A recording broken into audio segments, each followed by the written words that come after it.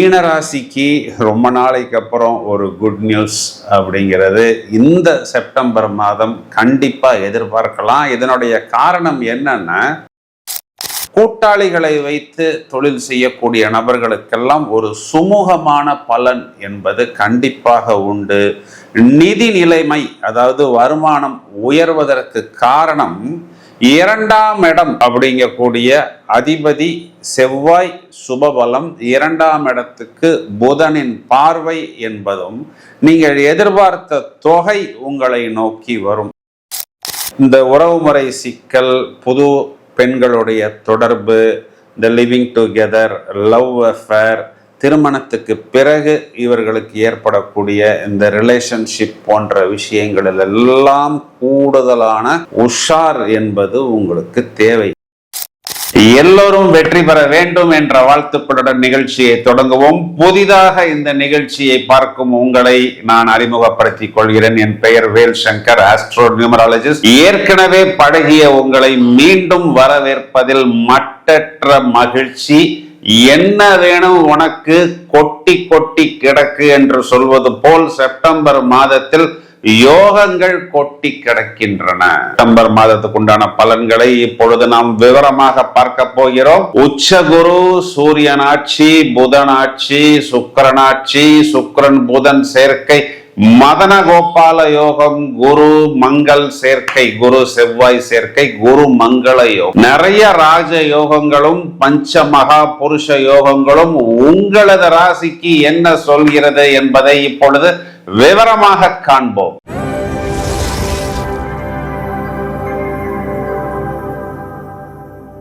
மீனராசிக்கு ரொம்ப நாளைக்கு அப்புறம் ஒரு குட் நியூஸ் அப்படிங்கிறது இந்த செப்டம்பர் மாதம் கண்டிப்பா எதிர்பார்க்கலாம். இதனுடைய காரணம் என்னன்னா, கிட்டத்தட்ட 20 தேதி வரைக்கும் இவர்களுக்கு செவ்வாய் 4ஆம் இடத்தில் இருக்கிறார்.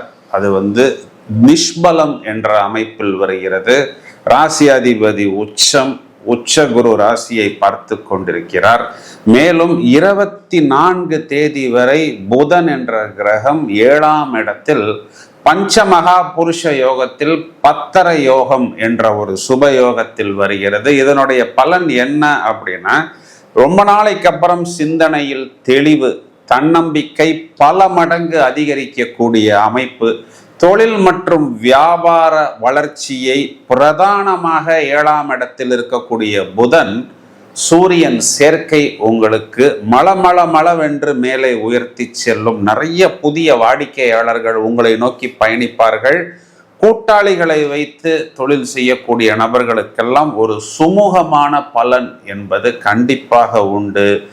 நிதி நிலைமை, அதாவது வருமானம் உயர்வதற்கு காரணம் இரண்டாம் இடம் அப்படிங்கக்கூடிய அதிபதி செவ்வாய் சுபபலம், இரண்டாம் இடத்துக்கு புதனின் பார்வை என்பதும் நீங்கள் எதிர்பார்த்த தொகை உங்களை நோக்கி வரும். இதை தவிர உத்தியோகத்துல நிறைய புது வாய்ப்பு, ப்ரமோஷன், இன்கிரிமெண்ட், ஆன்சைட், இதையெல்லாம் அவரவர் திறமைக்கேற்ப ஒரு அங்கீகாரம் என்பது கண்டிப்பாக கிடைக்கும். இதனால் வரை நிலுவையில் இருந்த விஷயங்கள் உங்களுக்கு இனி வேகமாக பயணிக்கும்.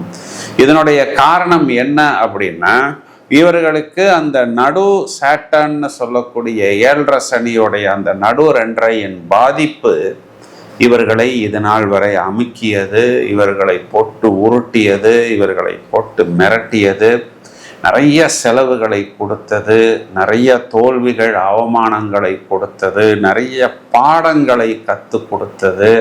எங்கெல்லாம் நாம் தலை குனிந்து நிற்க கூடாதோ, யார்கிட்டெல்லாம் நம்ம சாரி, ப்ளீஸ், ரிக்வஸ்ட்டு, ஹெல்ப் பண்ணுங்க, எனக்கு உண்மையிலேயே வேற வழி இல்லை அப்படின்னு எல்லாம் இவர்கள் சொல்ல வேண்டிய ஒரு சூழ்நிலையை ஏற்படுத்தியது. குழந்தைகளுக்காக, கணவனுக்காக, மனைவிக்காக, இஎம்ஐ கட்டுவதற்காக இவர்களும் இந்த வார்த்தைகளை எல்லாம் பிரயோகம் செய்து மனதுக்குள் அழுதார்கள்.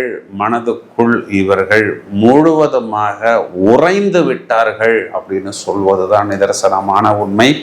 யாரெல்லாம் எங்களை அவமானப்படுத்தினார்கள், எங்களை துக்கப்படுத்தினார்கள், எங்களை துயரப்படுத்தினார்கள் அப்படிங்கிறது மீனராசிக்காரர்களுக்கு நன்றாகவே தெரியும்.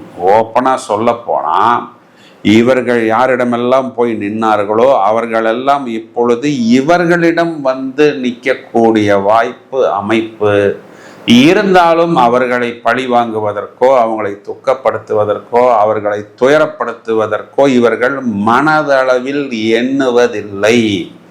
நாங்கள் காயப்பட்டாலும் மற்றவர்களை நாங்கள் காயப்படுத்த போவதில்லை அப்படிங்கிறது தான் மீனராசியின் நிலைப்பாடு. மறப்போம், மன்னிப்போம், வேறு வழி இல்லாமல் சிக்கி சீரழிந்தோம், இப்பொழுது எங்களுக்கு இனி கஷ்டம் இல்லை, இனி நஷ்டம் இல்லை. எங்களுடைய ராசியாதிபதி குருவே இப்பொழுது ரொம்பவும் பிரகாசமாக காலபுருஷனுக்கே தொழில் ஸ்தானத்தை பார்த்து கொண்டிருக்கிறார், சுகஸ்தானத்தில் இருக்கிறார். அதனால இப்பத்தான் இவர்களுக்கு சான்ஸு. குறிப்பா இடம், பூமி, சொத்துக்கள் இவர்கள் பேர்லையும் இவர்களுடைய லைஃப் பார்ட்னர் பேர்லையும், ஏன்னா நாளுக்குரியவன் ஆட்சி, உச்சம், மூலத்திரிகோணம், அதுவும் கலத்திரஸ்தானத்தில். அப்போ கண்டிப்பா ரெஜிஸ்டர் ஆபீஸில் டோக்கன் போடக்கூடிய அமைப்பு என்பது இவர்களுக்கு ஏற்படும். அதாவது முதலீடுகள் செய்வார்கள். நிதி முதலீடு, சொத்துக்கள் முதலீடு, கரன்சி முதலீடு எல்லாமே செய்யக்கூடிய காலகட்டம். மாணவர்கள் படிப்பில், கல்வியில் தேர்ச்சி பெறுவார்கள். அவர்களுடைய புத்தி கூர்மை, மதிநுட்பத்தை ரொம்பவும் நீட்டாக வெளிப்படுத்தி அந்த வாய்ப்பை உபயோகித்துக் கொள்வார்கள். குறிப்பா வெளிநாட்டு பயணம், வெளிநாட்டு கல்வி, வெளிநாட்டு வேலை வாய்ப்பு எதெல்லாம் நிலுவையில் இருந்ததோ அதெல்லாம் இவர்களுக்கு மளவென்று ஓகே ஆகிவிடும். நல்ல செய்திகள் இவர்களை நாடி வரும்.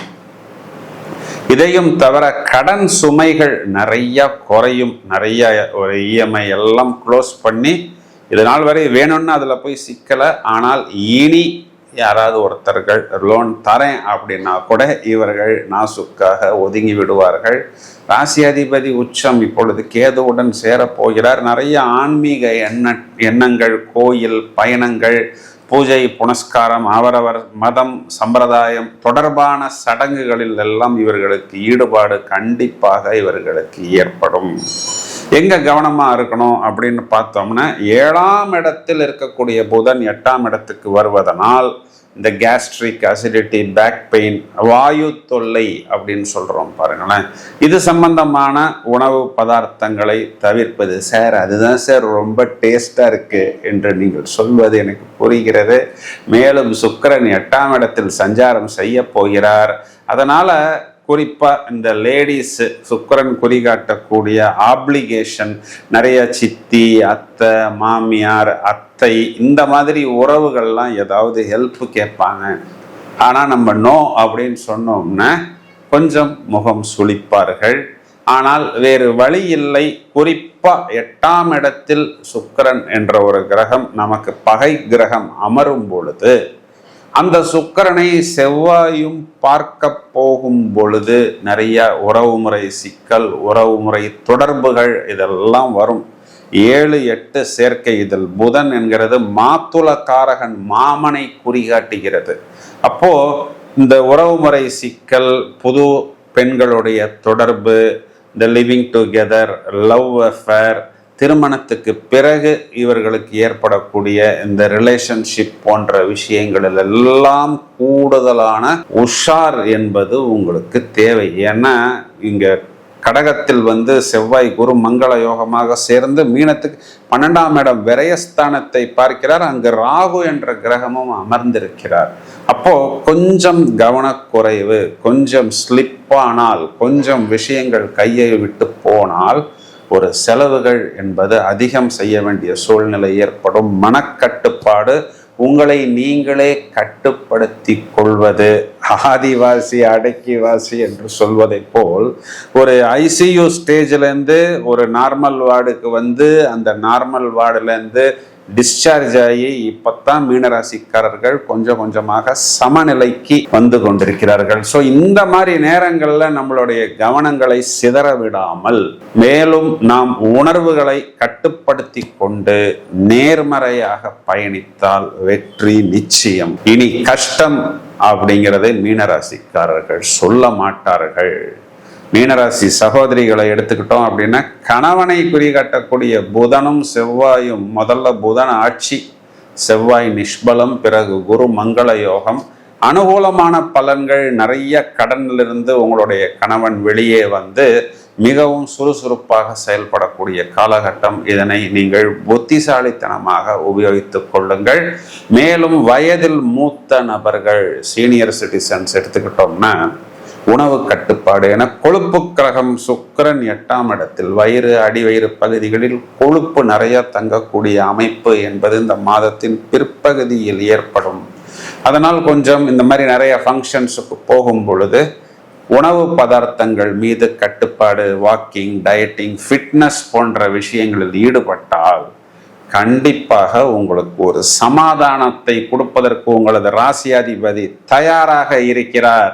பரிகாரம் அப்படின்னு நம்ம எடுத்துக்கிட்டோம்னா மகாலட்சுமி வழிபாடு வெள்ளிக்கிழமைகளும், மகாவிஷ்ணு வழிபாடு புதன்கிழமைகளிலும், குறிப்பாக சனிக்கிழமைகளில் ஆஞ்சநேயர் வழிபாடு மிகப்பெரிய வெற்றியையும் தாக்கத்தையும் ஏற்படுத்தும் என்பதுதான் நிதர்சனமான உண்மை. வாழ்த்துக்கள். இது நேரம் வரை நாம் பார்த்த இந்த பலன்களுக்குண்டான கிரக நிலைகளை எடுத்துக்கொண்டால் செப்டம்பர் மாதம் 2ஆம் தேதி சுக்கிரன் துலா ராசியில் ஆட்சி பெறுகிறார். செப்டம்பர் மாதம் 4ஆம் தேதி புதன் என்ற கிரகம் கன்னி ராசியில் ஆட்சி, உச்சம், மூல திரிகோணம்.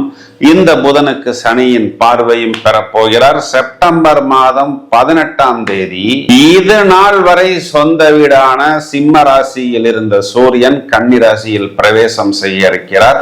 செப்டம்பர் மாதம் 20ஆம் தேதி செவ்வாய் என்ற கிரகம் மிதுன ராசி மண்டலத்திலிருந்து கடகத்துக்குள் நுழைந்து குருவுடன் சேர்ந்து குரு மங்கள யோகமாக மாறி செவ்வாய் உச்சமடையக்கூடிய மகர ராசியை தனது சப்தம பார்வையாக பார்க்க இருக்கிறார். மேலும் காலபுருஷனுக்கு 11ஆம் இடம் என்று சொல்லக்கூடிய கும்பத்தில் இருக்கக்கூடிய ராகுவை 8ஆம் பார்வை என்று சொல்லக்கூடிய விசேஷ பார்வையாக பார்க்க இருக்கிறார். இதையும் தவிர செப்டம்பர் மாதம் 24ஆம் தேதி துலாத்தில் இருக்கக்கூடிய சுக்கிரனுடன் புதன் சேர்ந்து மதன கோபால யோகம், மகாவிஷ்ணுவும் மகாலட்சுமியும் ஒன்றாக சேரக்கூடிய யோகமாக வர இருக்கிறது. நிறைய சுப யோகங்கள் கொட்டி கிடக்கின்றது. இதுல செவ்வாய் ராகு பார்வை, மேலும் சனி புதன் பார்வை, சுக்கிரன் புதன் சேர்க்கை, இந்த அனைத்து விஷயங்களையும் நாங்கள் தனித்தனி வீடியோகளாக தயார் செய்து கொண்டிருக்கிறோம். இந்த பதிவை உங்களது நண்பர்களுக்கும் உறவினர்களுக்கும் ஷேர் செய்யுங்கள். தொடர்ந்து இணைப்பில் இருங்கள். வாழ்த்துக்கள். தேங்க்யூ.